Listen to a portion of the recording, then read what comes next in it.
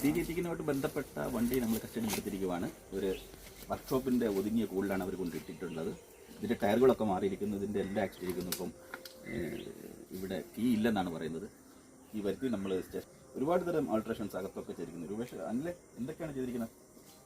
Total system അവർ മാറ്റിയിട്ടുണ്ട്. ഇതിൽ എക്സോസ്റ്റിൽ മറ്റേ ഫ്യൂവൽ ഇഞ്ചക്ട് ചെയ്യാൻ അഡീഷണൽ ഫ്യൂവൽ ലൈൻ ടയറുകളൊക്കെ മാറ്റിയിട്ടുണ്ട്. ടയറെല്ലാം മാറ്റിയിട്ടുണ്ട്. പിന്നെ അതിന് വേണ്ടിയിട്ട് എയർ ക്ലീനർ അഡീഷണൽ ആൾട്ടർ ചെയ്തേക്കാം.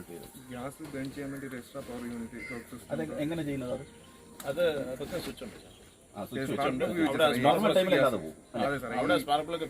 എക്സോസ്റ്റ് മഫ്ലറിൽ എത്തുന്നതിന് മുമ്പേ ഒരു ബൈപ്പാസ് ചെയ്തിട്ട് അപ്പോൾ അത് ഫ്യൂൽ കണ്ടന്റ് കൂടെ കാണും. ആ സമയത്ത് എയർ ഫ്യൂൽ മിക്സർ അങ്ങോട്ട് എയർ ഫ്യൂൽ മിക്സറിലേക്ക് എന്നിട്ട് പെട്രോൾ വണ്ടികൾ അങ്ങനെ ചെയ്യില്ല. ഡീസൽ വണ്ടിയാണെങ്കിൽ എക്സ്ട്രാ ഒരു ഗ്യാസ് സിലിണ്ടർ വെച്ച് എക്സ്ട്രാ ഗ്യാസ് ഇഞ്ചക്ട് ചെയ്തു.